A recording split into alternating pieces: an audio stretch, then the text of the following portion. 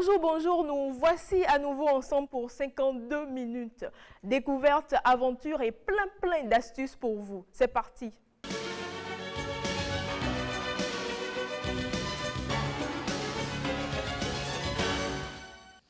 Pour démarrer cette émission, on va essayer de comprendre avec l'aide de notre invité la fonction du passage piéton dans l'organisation de la voirie. Et on le fera avec Bruno Soali. Bruno, bonjour. Bonjour à vous Mylène, je salue tous les téléspectateurs. C'est toujours un plaisir de partager ces moments de la mi-journée avec vous.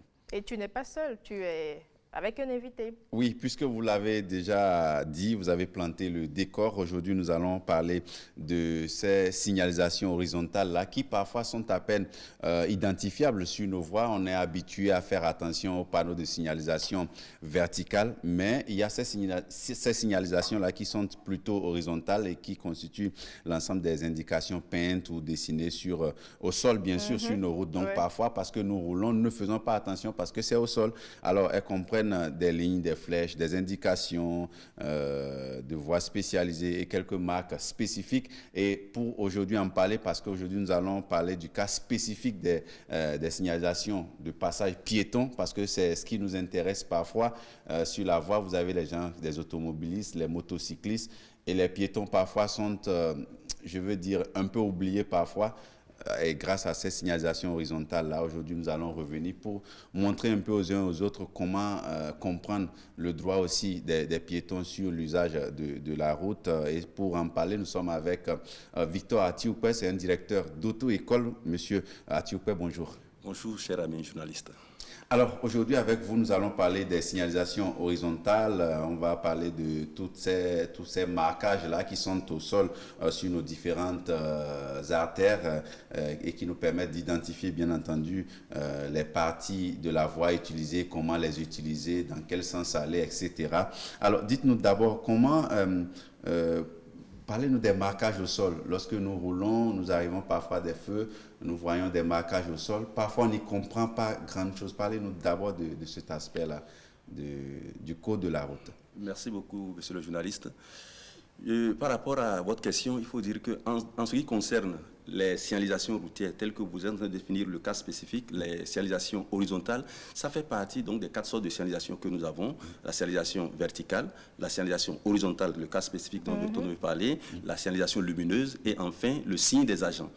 Donc ce cas-ci, c'est l'ensemble des marques peintes sur la chaussée. Tout ce qui est peint, tout ce qui est tracé sur la chaussée, on appelle tout ça signalisation horizontale par rapport à la position des panneaux qui sont eux autres en position verticale. Voilà pourquoi on les appelle signalisation horizontale. C'est tracé de façon horizontale sur la chaussée. Mais il y en a de plusieurs sortes. D'abord, vous allez voir, il y en a en ligne continue, des lignes blanches continues très souvent, ou discontinues, qui délimitent la chaussée en voie de circulation.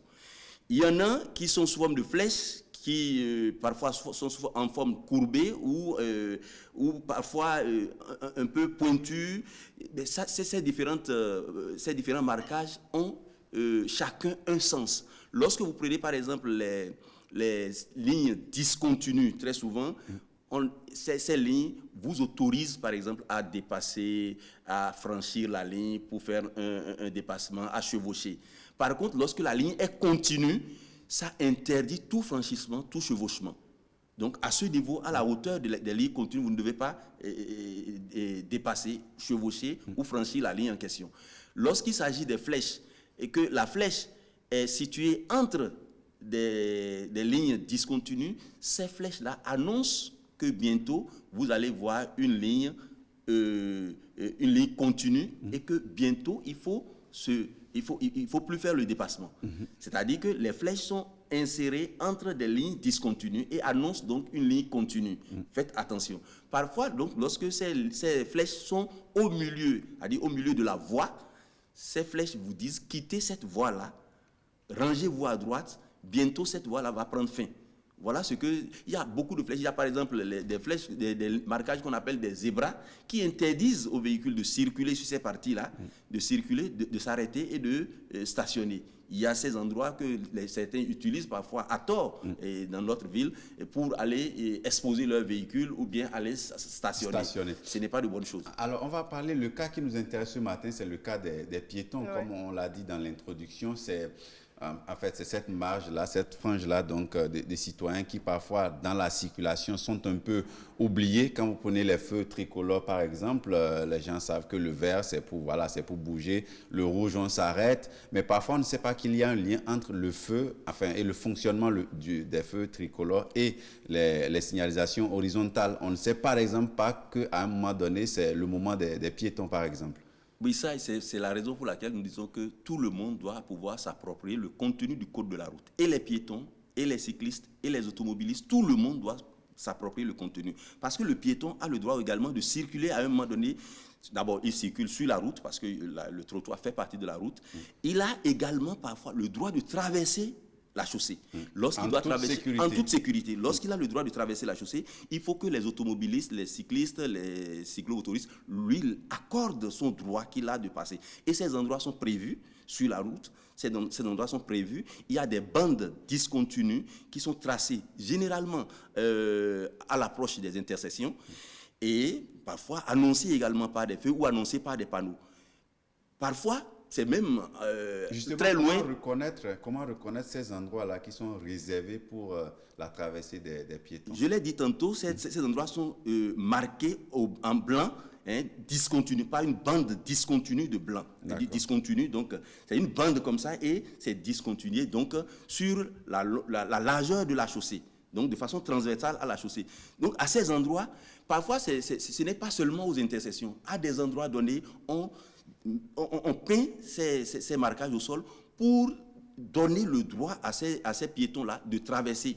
Mais malheureusement, les piétons chez nous ne savent pas que c'est un privilège pour eux. Ils ne comprennent pas le message de ces signalisations horizontales. Et ils se disposent n'importe où et cherchent à traverser. Or, à ce niveau-là, c'est leur droit de circuler. Si un automobiliste venait à les renverser à ces endroits, ils pourront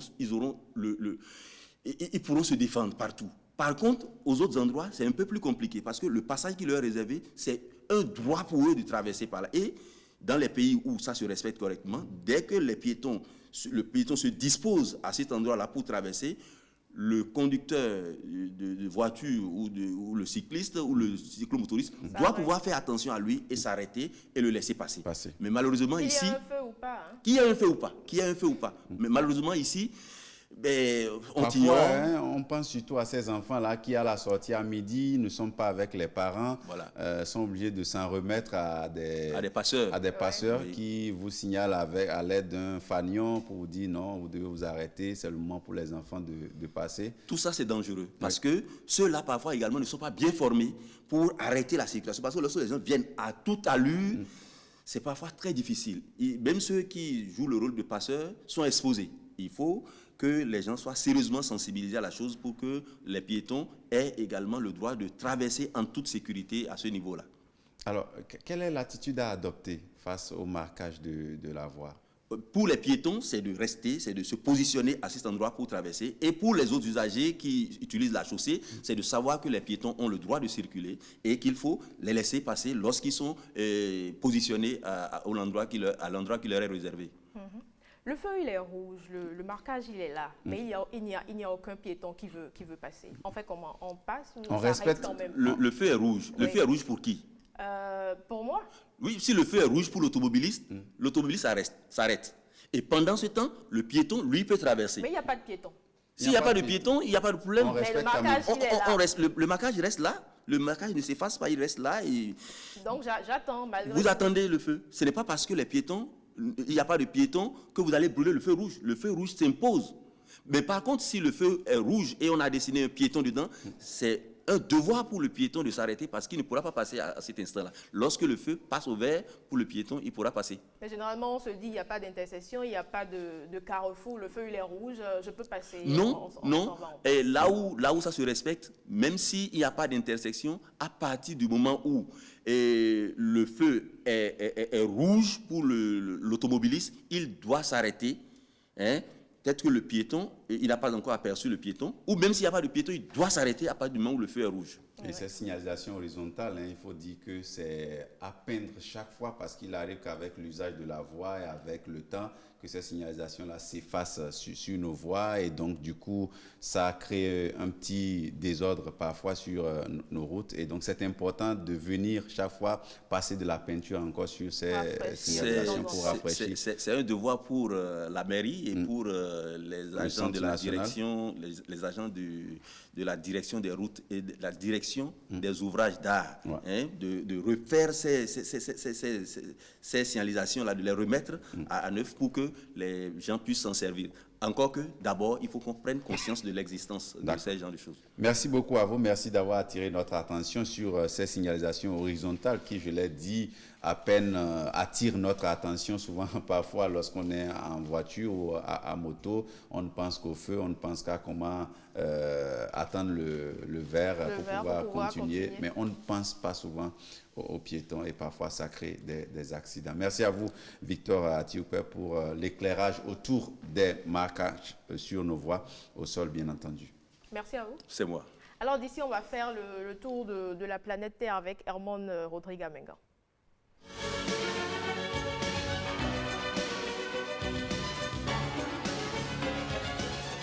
La pleine forme, oui, ça se voit, tu es en bleu. Ça va très bien, merci. Alors, les informations, elles sont bonnes? Très bonnes, tu dirais. Tu nous dis qu'elle est née plutôt sans bras, elle est une Brésilienne et elle réalise son rêve de devenir danseuse. Absolument, c'est bien cela, Mylène. Vitória Bueno est née sans bras, mais avait un rêve, devenir danseuse. Cette Brésilienne de 16 ans a réalisé son rêve en devenant ballerine, l'une des plus en vue de son école. Les vidéos de ballet de Vitória sur les réseaux sociaux lui ont valu un grand nombre de fans. Regardez.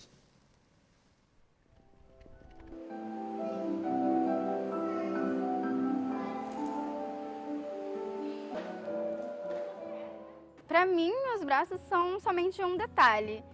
Eu danço como eu acompanho com os olhos, como se eles estivessem ali, mas dificuldade, necessidade de tê-los, eu não sinto nenhuma falta.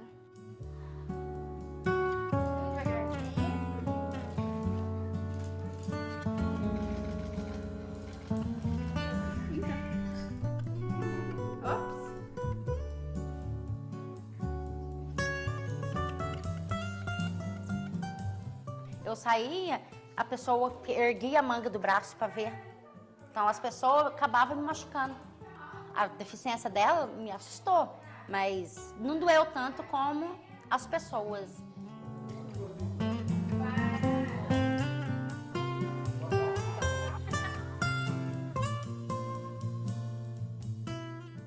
Para as pessoas com deficiência também, isso ajuda bastante para elas verem que a deficiência é só um detalhe, que a gente é mais do que a nossa deficiência. Então a gente tem que correr atrás dos nossos sonhos. L'histoire intéressante de Vitória Bueno, comme pour dire que même sans priver de certains membres, on peut évidemment réaliser ses rêves. Ouais. Et là, on va découvrir un jeune Américain de 21 ans qui s'est lancé un défi. Il va perdre du poids. Oui, Dajuan West est un Américain de 21 ans qui s'est fixé une mission, perdre le plus de poids possible. Il a décidé de le faire pour honorer son père, décédé des suites d'une insuffisance cardiaque. Et il donne tout, tous les jours, sans jamais abandonner. À l'origine, il pesait plus de 200 kilos, regardez.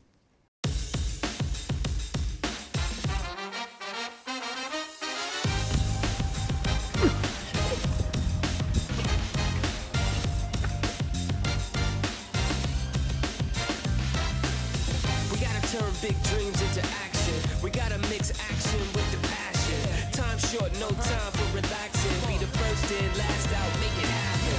We gotta turn big dreams into action. fashion. We gotta mix action with the passion. Time short, no time for relaxing. Be the first in, last out, make it happen. Rise up, it's no time to lay low.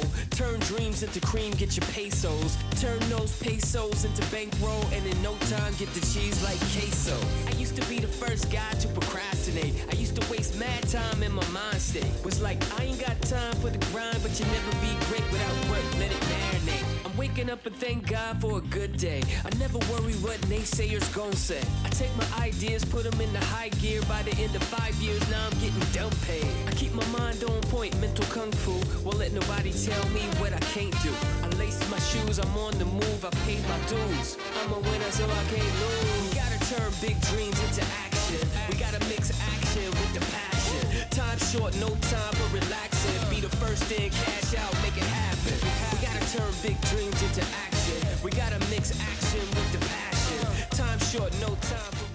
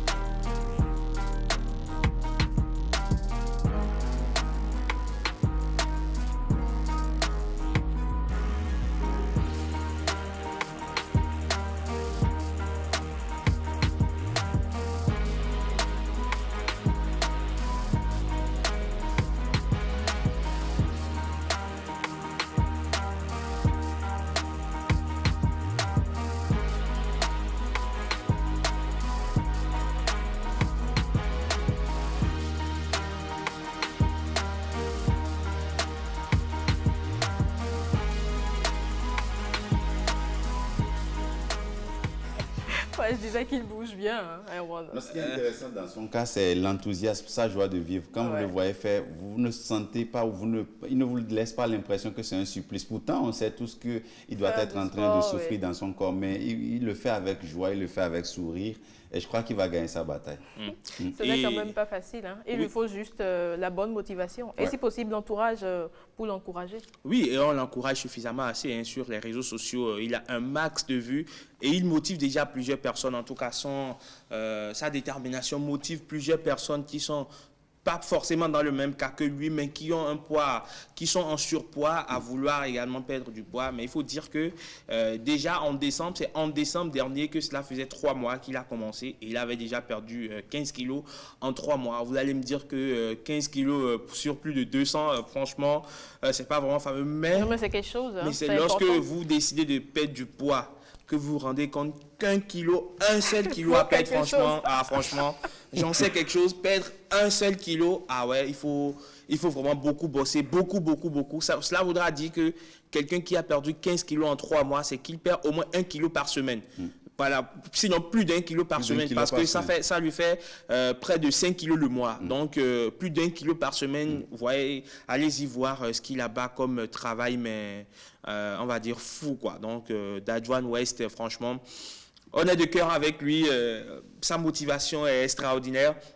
Et ce qui est important aussi, c'est qu'il y a eu le déclic, la mort de son père d'un arrêt cardiaque. Je parlais d'insuffisance cardiaque au départ. C'est beaucoup plus la traduction anglaise parce que c'est un Américain, évidemment. Donc, c'était sur les plateformes américaines que l'information a été publiée. Donc, évidemment, on parlait d'insuffisance cardiaque. Beaucoup plus pour la traduction française, arrêt cardiaque. Donc, Dadjuan West, son père a connu un arrêt cardiaque. Et pour ne pas subir le même sort, parce que lorsque vous faites plus de 200 kilos, à 21 ans, franchement, c'est que vous êtes prédestiné à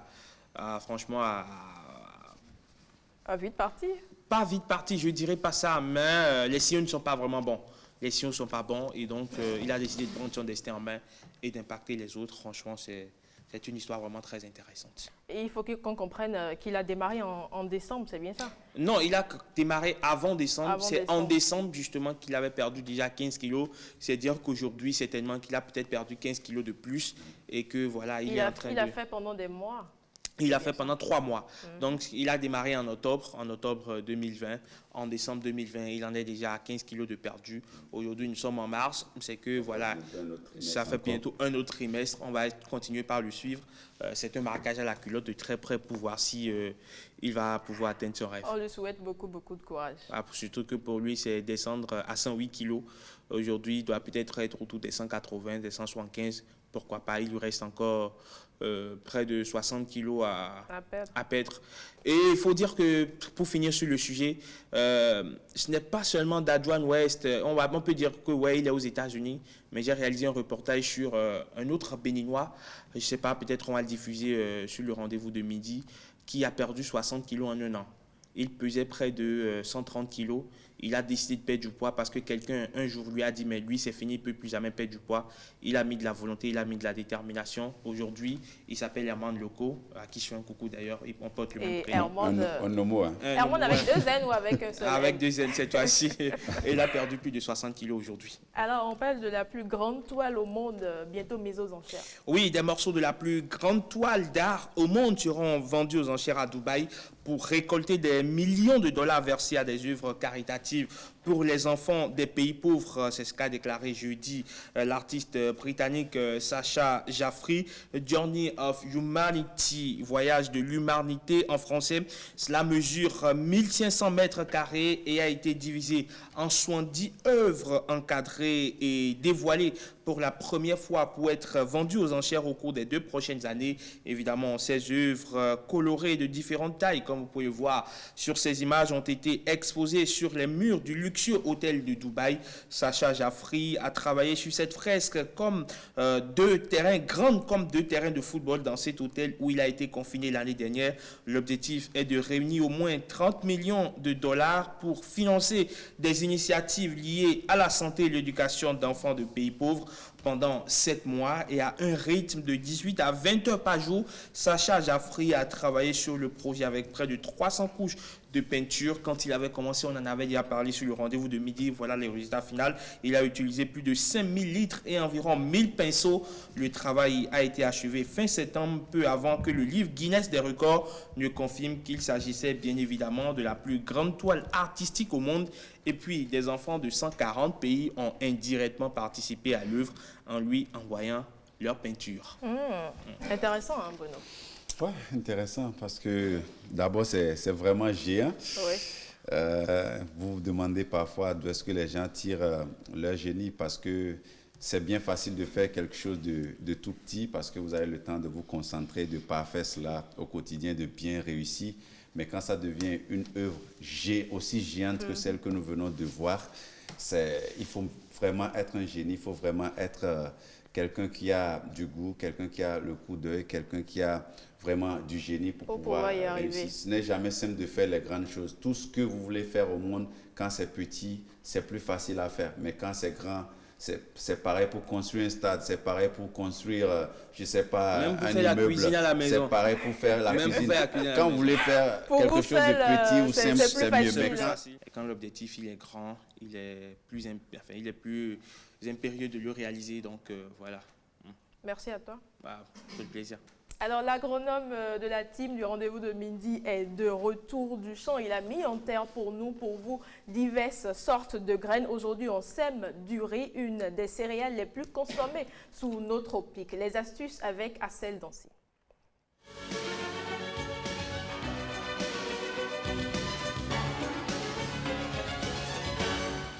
Assel, bonjour.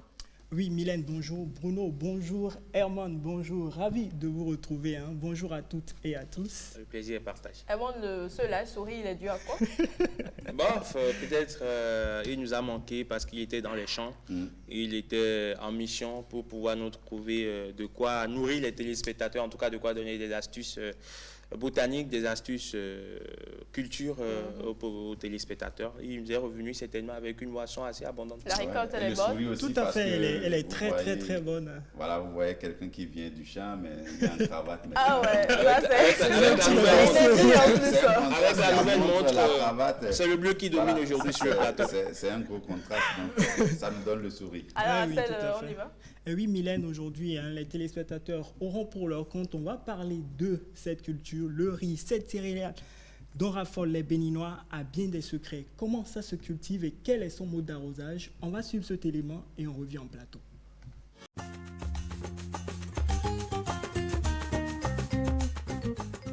Ce paysage pittoresque est celui de Réti-Sota, verdoyant village de la vallée de l'Ouémé.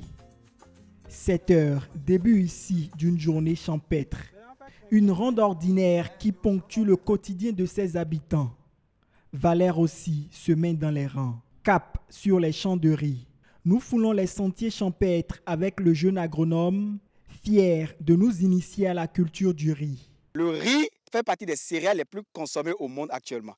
Et les pays africains dépendent à 80% de l'exportation du riz indien. Et dans cette vidéo, nous allons vous montrer concrètement que le riz se cultive au Bénin, que ce soit à Malanville, que ce soit à Sémé, un peu partout, et précisément ici dans la vallée de l'Ouémé. Pour produire le riz, il faut partir de bonnes semences, de semences certifiées que vous pouvez acheter chez les distributeurs de semences agréées. D'accord? Alors, ici, agriculteur moderne, nous avons la semence de riz ou paddy de riz. Ici, c'est une semence certifiée, première génération, qu'on appelle IR 841. C'est la variété IR 841. Alors, je vais vous montrer, agriculteur moderne, ce qu'on avait fait au début. Pour pouvoir lancer notre pépinière de riz, vous voyez, toutes ces graines-là ont été pré-trempées dans de l'eau à température ambiante pendant 24 heures. Donc, à but de démonstration, à titre pédagogique, je vais vous montrer, M. Hassel, ce qu'on avait fait hier. D'accord? Donc, on prend le riz comme ça. Ce n'est pas dans le sachet. Le riz est dans un sac perméable. Ce n'est pas dans un sac imperméable. Ici, c'est à but de démonstration. Donc, on prend le riz, on l'a déjà pré-trempé hier. Donc, on prend le riz, on va mettre dans l'eau. D'accord? Supposez que, regardez très bien. C'est bon? Et vous mettez une pierre là-dessus, vous laissez le riz comme ça pendant 24 heures. Alors, c'est quoi l'utilité de tremper le riz pendant 24 heures? Ça va lever la dormance au niveau de la graine parce que la graine était en dormance. D'accord? Et puis, là, vous apportez de l'eau. L'activité de l'eau va créer l'imbibition, ce qui va entraîner la levée de dormance. Et c'est capital pour accélérer la germination des graines de riz. Son amour pour la terre et ses membres dévoués ne le lâchent point quand le travail agricole l'absorbe. Étape par étape, le technicien déroule sa science céréalière. Pour faire sortir tout ça, je suis au champ, je dépose à côté. J'ai mon arrosoir ici. Et puis, j'ai ma roue. Avec la roue, je vais me préparer une planche bien ameublée. Je vous rappelle que nous sommes dans la vallée de l'Ouémé et le sol est de type argileux. Le sol est de type argileux dans la vallée de l'Ouémé, une terre riche. La vallée de l'Ouémé, je vous signale, c'est la deuxième vallée la plus riche au monde après la vallée du Nil. Et lorsque vous constatez la verdure derrière moi en arrière-plan, c'est une verdure unique en son genre après l'Égypte. Là, je vais essayer de casser les morts de terre, d'accord, pour démontrer comment toujours enlever les obstacles physiques. Cette étape passée, qu'est-ce que je vais faire à celle? Je vais apporter quoi? De l'eau. Alors, l'eau va humidifier la planche, d'accord? J'apporte de l'eau sur la planche comme ça. Lorsque j'apporte de l'eau, avec ma main ou mes doigts, je vais m'assurer que, voilà, cette planche est bien humide et qu'il n'y a pas d'obstacle physique. Maintenant, je vais prendre une pincée de riz, d'accord? Voilà, j'ai desserré le sac. Je prends une pincée de riz comme ça. Vous avez vu, ça c'est la semence de riz, ça. C'est comme ça la semence de riz fonctionne. C'est comme ça se présente. Il y a beaucoup de personnes qui ne savent pas que le riz, ça se produit. Il y a des gens qui pensent que le riz se fabrique comme les macas, les pâques, les spaghettis là. Non, voilà le riz. Ça se produit au champ. Donc je prends la graine et puis je vais, contrairement par rapport à notre mode de semis standard, M. Hassel, on va faire le semis à la volée. Or, à Sémé, on avait l'habitude de faire le semis en ligne. C'est ça, non? Donc, je fais le semis à la volée. Cette quantité est suffisante pour cette superficie. Prochaine étape, j'apporte un peu d'eau. D'accord? Tu comprends? Oui. Lorsque j'apporte un peu d'eau maintenant, à celle, je vais m'affaisser. D'accord? Et faire comme ça. Je vais tapoter un peu légèrement. Alors, pourquoi je tapote ça? J'essaye, d'accord, d'impliquer, d'incorporer cette semence de riz légèrement dans le sol, dans la solution du sol, pour accélérer la germination. D'accord? Lorsque je finis de réaliser cette opération, je vais maintenant chercher à pailler le sol. Et dans la vallée de Lomé, nous avons naturellement de la paille végétale partout. D'accord? Lorsqu'on finit de faucher, on ne brûle pas les herbes dans la vallée de Lomé. C'est ça la force de la vallée de Lomé. D'accord? Le mulching naturel.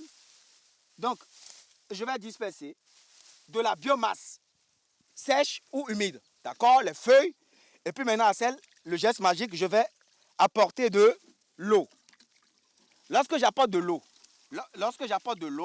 dans le cas d'une semence performante, d'une semence certifiée qui a un bon pouvoir germinatif, un bon taux de germination, je vais m'attendre à la germination au bout de 3 jours, 4 jours. Vous comprenez? 4 jours, j'ai la germination. Je commence par constater la sortie des racines, l'émission des racines dans le sol. Et là, je vais arroser la pépinière, contrôler l'humidité dans le sol pendant 3 semaines ou 1 mois pour aller faire le repiquage au champ. Nutritif et très consommé dans le monde, le riz a bien des spécificités et les terres de la vallée de Lomé lui sont propices. Je vous rappelle que nous sommes dans la vallée de Lomé et le sol est de type argileux. Le sol est de type argileux dans la vallée de Lomé, une terre riche. La vallée de Lomé, je vous signale, c'est la 2e vallée la plus riche au monde après la vallée du Nil. Et lorsque vous constatez la verdure derrière moi en arrière-plan, c'est une verdure unique en son genre après l'Égypte. Alors, agriculteurs modernes, nous sommes dans une plantation de riz qui est en phase de production. C'est-à-dire a commencé la production. Et ici, vous allez voir qu'il y a un liquide semblable au lait de vache. Il y a actuellement, d'accord, à l'intérieur, d'accord, de l'enveloppe du riz, un liquide semblable et qui a le goût du lait de vache, sucré et agréable. D'accord? Sucré et agréable, ça a le goût du lait de vache. Alors, avant d'atteindre cette étape, agriculteur moderne, après avoir planté ce qu'on vient de faire là tout à l'heure, il faut venir désherber le champ régulièrement. Dans la vallée de Lomé, les mauvaises herbes ou les adventices poussent très facilement. Donc, toutes les 2 semaines, vous devez intervenir avec votre équipe pour apporter de l'eau. 3 mois suffisent pour récolter les pieds de riz. Et c'est déshabillé de son enveloppe qui va atterrir fumant. Ah oui, intéressant. Hein? On a l'habitude de consommer du riz, mais on ne savait pas comment ça se faisait. Bon, on avait une idée parce qu'on a eu à certainement suivre des documentaires là-dessus. Tout à fait. Donc on pense même que le riz se fabrique comme les pâtes alimentaires, les spaghettis. Mais malheureusement, c'est ça ce que non, c'est pas toi, hein, par c'est vrai que non, pas du tout. C'est vrai que je ne savais pas jusqu'à un passé. Enfin, je ne savais pas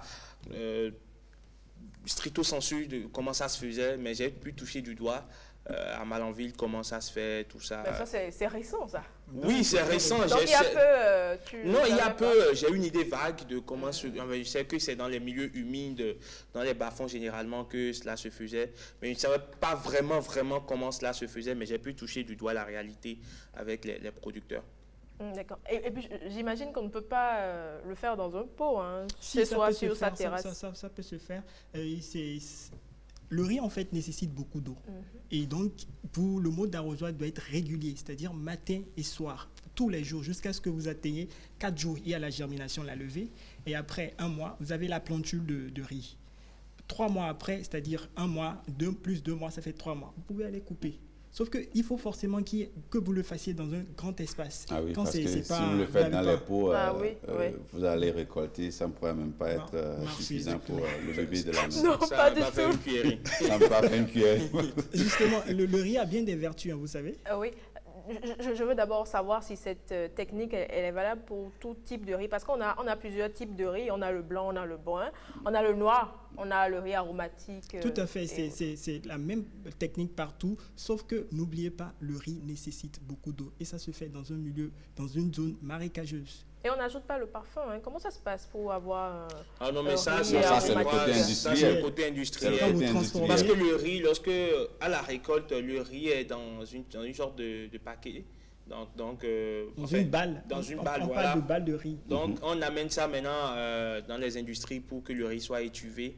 Et c'est après que ça suit le processus voilà, je sais pas moi, de parfumerie, c'est pas sûr. Oui, exact. Je sais pas comment on va appeler, bref. Il y a toujours le reste, des En rizeries. clair, ça n'a rien de naturel, c'est bien ça. Ouais, bon. Non, ça a un côté Ça a naturel. un côté naturel. Après, vous savez, c'est pas la même tomate qui pousse au Bénin, qui pousse peut-être au Burkina ou qui pousse dans sol d'autres varie. pays. Oui, Donc, oui. ça dépend donc du sol dans lequel le riz pousse, et puis lui donne peut-être ce parfum au jasmin. Vous avez du riz parfumé au jasmin ou à tout ce que vous savez. Oui, bien sûr. Oui, il y a du riz parfumé au jasmin. Des apports nutritifs. Eh ben, tout le monde peut manger le riz, hein, que ce soit un bébé, une grande personne, et même vous d'ailleurs. D'ailleurs, il est midi. Mais généralement, on nous dit que le riz, il est sans vitamines. Oh, bien au contraire. Le Le riz est riche en glucides. en vitamine B1, B3 et B5. Ça contient beaucoup de phosphore, de magnésium et de potassium. Il a vraiment fait...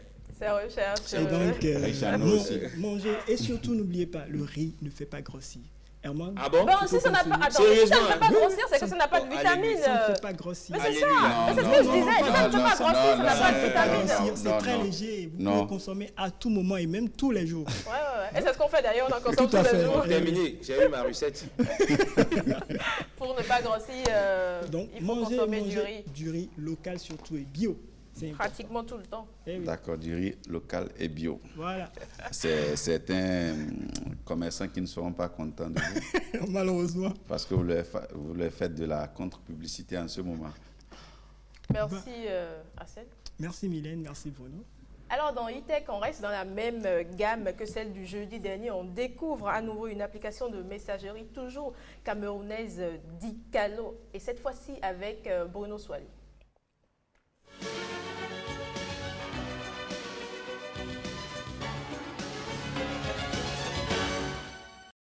Bruno, Dicalo, c'est quoi?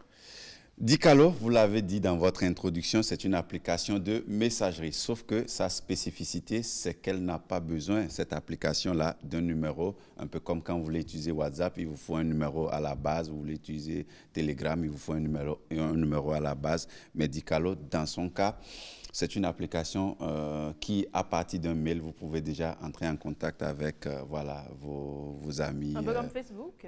Et tout ce qu'il y a comme contact virtuel. Alors, passionné de technologie et de l'information et de la communication, Alain Ekambi, puisque c'est du génie dont nous voulons parler aujourd'hui, a conçu Dicalo, une application de messagerie instantanée dédiée aux utilisateurs africains. Donc, c'est une application beaucoup plus adaptée aux utilisateurs africains. Dicalo signifie message en langue douala. C'est une langue parlée dans la région du littoral du Cameroun. Pour Alain Ekambi, plus qu'une simple plateforme de messagerie, il s'agit d'une solution technologique qui doit révolutionner la manière dont les Africains s'interconnectent entre eux avec le reste du monde. On va suivre cette petite vidéo pour en savoir un peu plus sur Dicalo, l'application de messagerie instantanée. Nous sommes 500 millions d'internautes en Afrique, nous sommes censés atteindre des milliards d'internautes bientôt. Nous n'avons pas une seule plateforme de communication à nous qui rassemble un minimum de millions de personnes.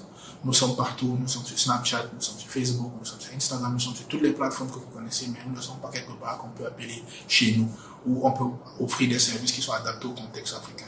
Et c'est la motivation qui nous a poussé à faire juste faire une plateforme qui est la nôtre, où on peut faire des choses un peu différemment des autres. Et voilà, donc c'était là un peu quelques explications sur l'application de messagerie instantanée Dicalo. Alors, elle a été lancée officiellement en octobre 2017. Dicalo est la nouvelle application de messagerie africaine qui permet aux utilisateurs de se connecter avec n'importe qui, n'importe où et de partout sur la planète sans avoir besoin de partager ces informations personnelles. Donc, il y a aussi un brin de sécurité lorsque vous utilisez Dicalo. Alors, la particularité de cette application, je vous l'avais dit, donc c'est que vous n'avez pas besoin d'un numéro pour démarrer les conversations. Donc vous pouvez ne pas avoir le contact d'un ancien camarade de classe, d'un ancien camarade, d'un ancien condisciple d'université, mais déjà vous pouvez le retrouver à travers son nom, ou si vous avez son mail, pas forcément son numéro. Peut-être que vous avez changé dans le passé son mail, puisque voilà, il y en a qui ont eu de mail avant d'avoir un numéro de téléphone. Vous pouvez le retrouver sur cette application. Alors, il vous suffit juste, en tant qu'utilisateur, d'inscrire de choisir votre mail, donc d'inscrire votre mail, et vous aurez donc un identifiant et bien entendu un mot de passe. Voilà un peu quelques-uns des avantages qu'offre l'application Dicalo. On va suivre encore cette vidéo pour plus de précision à ce niveau-là. Les avantages, c'est qu'il y a comme une conscientisation latente des Africains. Petit à petit, la communauté africaine, la communauté noire comprend qu'on doit être autonome, qu'on ne peut plus toujours dépendre des autres, et qu'il est temps que nous commencions à faire nos propres plateformes. Et je pense que c'est encore latent, mais c'est grandissant en fait. Et je le ressens avec les gens que je discute. Donc du coup, ça encourage à faire Dicalo. En même temps, la dépendance est encore extrêmement forte. Elle est encore extrêmement active. Beaucoup de personnes ne comprennent pas ce que nous sommes en train de faire. Et c'est ça aussi l'inconvénient. C'est extrêmement difficile de convaincre les gens de venir sur Dicalo, de venir sur notre plateforme africaine, parce qu'on est habitué aux autres plateformes qui sont parfaites, qui marchent déjà extrêmement bien. C'est difficile de convaincre les gens d'aller dans un produit qui est pour le moment encore inférieur. Donc, en même temps, il y a une certaine partie de la communauté africaine qui comprend l'avantage de ce que nous sommes en train de faire, et c'est ça l'inconvénient. Il y a malheureusement encore une partie plus grande que nous devons convaincre de notre vision, et c'est ça aussi le problème actuel.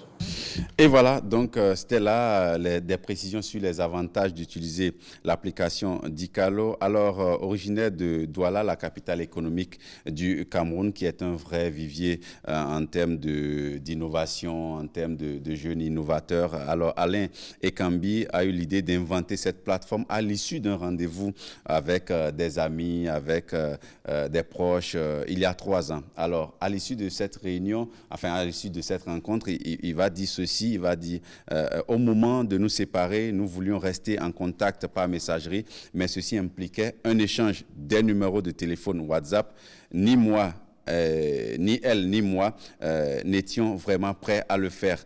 Je me suis donc posé la question de savoir comment on pouvait rester en contact sans forcément avoir à échanger nos numéros. C'est ainsi que je suis arrivé à imaginer la solution Dicalo. Fin de citation. Après des études informatiques à l'Université technique de Munich, c'est au sud de l'Allemagne, l'ingénieur camerounais, aujourd'hui âgé de 37 ans, va mettre sur pied sa première entreprise, Ahome Innovation Technologies, lancée en 2014, qui se spécialise alors dans le développement de logiciels pour entreprises. En 2016, Alain Ekambi commence des recherches pour la création de son application Dicalo, présentée comme un produit 100% africain, conçu avant tout pour le marché africain, comme je vous l'ai dit. Et depuis son lancement, Dicalo a réussi à séduire des milliers d'abonnés et comptabilise jusqu'à 46 000 comptes actifs jusqu'à ce jour. Et certainement que le dernier séduit, c'est bien moi, parce que je suis en train de télécharger à l'instant même Dicalo également. Je verrai comment cela se passe. Alors, sur les plateformes comme Google Play et Apple Store, donc, mais aussi vous pouvez passer par les sites web de référence, donc, pour pouvoir télécharger l'application Dicalo, et donc beaucoup de plateformes à partir desquelles vous pouvez donc télécharger cette application. Une aubaine pour Alain Ekambi, qui malgré la concurrence est persuadé que chacun peut se faire une place sur le marché de la messagerie instantanée en proposant une solution innovante et adaptée à sa cible. Et il a bien raison, Mylène, parce qu'aujourd'hui, le marché de la messagerie instantanée, franchement, c'est vraiment concurrentiel. On en a plein les yeux. Et parfois, on ne sait même pas à quelle application se vouer. Vous avez des messages de partout. Il y en a qui sont abonnés sur presque la majorité des applications de messagerie instantanée. Ces fonctionnalités-là, on aurait dit un mélange de Facebook, WhatsApp, Instagram et Twitter, hein, avec un petit génie africain. Oui, un mélange parce que c'est aussi ça l'innovation. Oui, c'est aussi ça l'innovation. Donc, au lieu d'être un peu partout à la fois, parce que parfois, ça éparpille nos conversations, parce que vous parlez affaires avec quelqu'un sur Messenger, vous parlez cours avec un autre sur WhatsApp, vous parlez, je ne sais pas, sur Twitter, amour avec quelqu'un d'autre, etc. Oui, nos discussions sont un peu éparpillées aujourd'hui parce que les applications de messagerie instantanée, franchement, il y en a une multitude. Mais quand on a des applications comme ça qui peuvent concentrer les paramètres ou les fonctionnalités que nous offrent ces différentes plateformes en une application, c'est vraiment un génie. Donc bravo à Alain Kambi, ce Camerounais-là qui a vraiment innové dans la messagerie instantanée. Et en monde, les applications de messagerie en Afrique poussent maintenant comme des champignons. Hein. Oui, à cette allure, on va laisser les applications usuelles. Pourquoi pas un brin de panafricanisme aussi, hein, cool. Oui, on dirait pas non, un brin de panafricanisme du consommation. C'est aussi ça participe également du consommation local. Voilà. Bon, consommons africain aussi, si vous voulez. Et donc, oui, si on veut enclencher la révolution numérique sur le continent, ça passe par ces genres d'initiatives et surtout encourager ceux-là qui innovent au quotidien, ceux-là qui réfléchissent pour sortir des idées. On a au Bénin notre City où au quotidien des gens travaillent pour pouvoir, des jeunes start-up, pour pouvoir révolutionner le monde du numérique au Bénin. Donc voilà, l'application d'Icalo, c'est la révolution numérique sur le continent. Ça participe de la révolution numérique sur le continent. Et dans cette révolution, chacun a sa pierre à apporter. Alain Kambi est en train d'apporter la sienne. On va l'encourager et l'inviter justement. Pourquoi pas pourquoi pas voilà, on va pas forcer. Tu la télécharges? Oui, je le fais juste après l'émission. Hein, vous verrez. Ça y est de voir. Vivement que les Béninois aussi s'y lancent et qu'on ait aussi d'autres applications. Oui, d'autres applications de messagerie made in Bénin. Merci Bono. C'est moi. Alors, elle est fan des couleurs, elle est fan du beau, elle est fan du chic. Donner de la vie à un endroit, à un lieu ou même à une chambre la fait vivre. La déco, plus qu'une passion, c'est Bissola Badiro.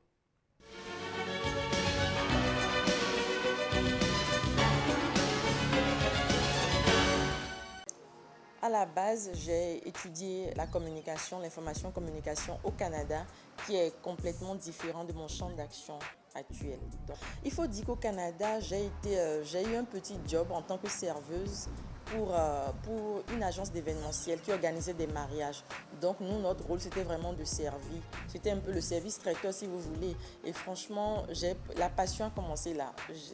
J'aime donner la joie aux gens, j'aime décorer, j'aime transformer. Et franchement, je me suis dit, si j'ai l'occasion de rentrer dans mon pays un jour, c'est ce que je vais faire. C'était décidé.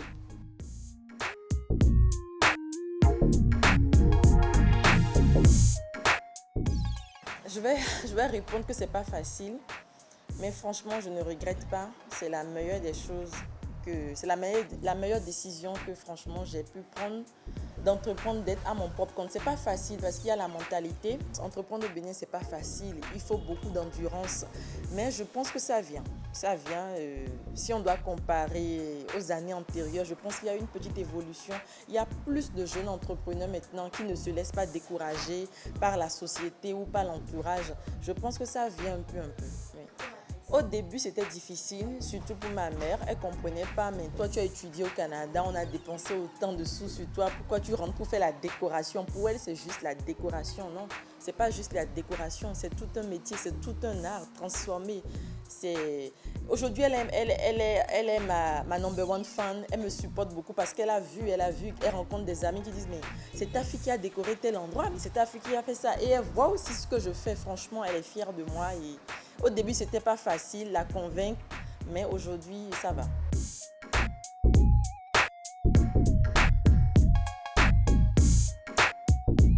Ah, le numérique, c'est la base. C'est la base parce que c'est grâce à ça, moi, c'est comme je disais à une collègue, elle me dit, mais pourquoi tu publies souvent tes décorations sur Facebook et autres? D'autres personnes vont voler tes œuvres. Je dis, mais franchement, si ils doivent voler, qu'ils le volent. Mais le numérique, c'est la base. C'est ça qui me permet de communiquer avec mes clients. C'est indispensable. Moi, franchement, j'ai des collègues qui disent du bouche à oreille, ça va. C'est vrai, le bouche à oreille, franchement aussi, je peux dire que ça m'aide, mais moi, personnellement, j'aimerais d'ici 10 ans repartir sur ma page et revoir mon évolution, comment j'ai commencé. Et je le fais d'ailleurs. Je regarde quand j'ai commencé en 2016, je regarde, je dis, mais waouh, j'ai évolué.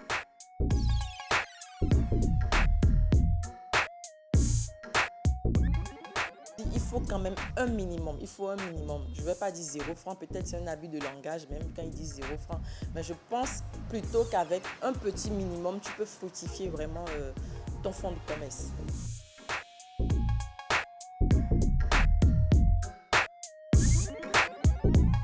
surtout la persévérance. Parce que c'est pas facile. Moi, il y a des moments, je tombe sur des clients qui me parlent mal.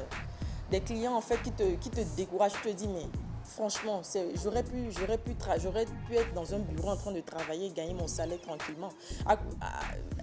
Même dans ce cas, même on tombe sur des clients vraiment pas possibles. Même, je dirais la persévérance. Il faut persévérer. Il ne faut pas laisser vraiment un client ou une personne quelconque te décourager de ton objectif. Concentre-toi. Il faut persévérer. Il faut avoir l'endurance. Reconnaître ses faiblesses, s'améliorer. Je pense que, mais moi, la persévérance, c'est vraiment la base.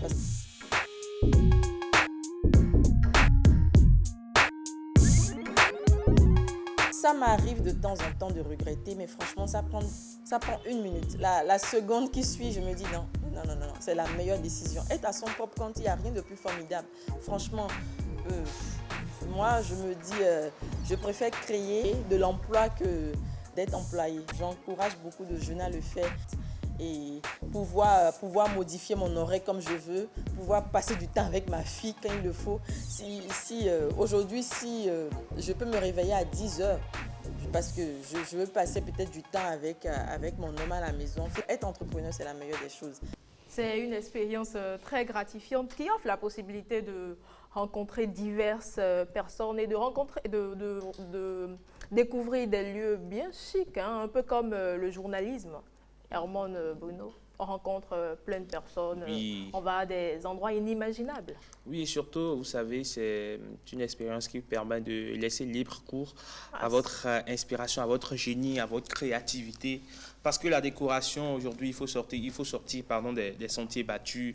Ce n'est plus foutre 2-3 tissus quelque part à gauche et à droite. Et puis, bon, voilà, c'est terminé. On met du rose sur la table, on met du violet sur les chaises. Il faut maintenant beaucoup plus de génie, beaucoup plus de créativité. Il faut que ça soit chic, comme on le dit. Et de plus en plus, là, se voit, même si les gens n'ont pas un gros budget pour leur manifestation, ils essaient quand même de mettre ce qu'il faut dans la décoration pour que le cadre soit attrayant.